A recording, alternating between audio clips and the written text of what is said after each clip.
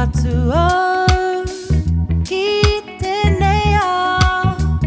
ki ngā mahi nei a ngā tupuna ka whakaro ana au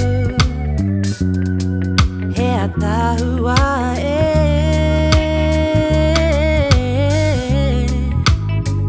ko tāne mahuta te kaihanga te piringa te oranga ka whakaro ana au he atahua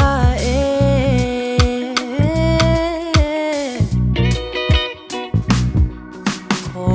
tā whirimatea te hauora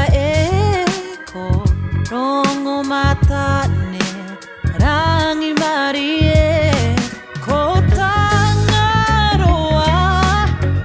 te moana haumi tike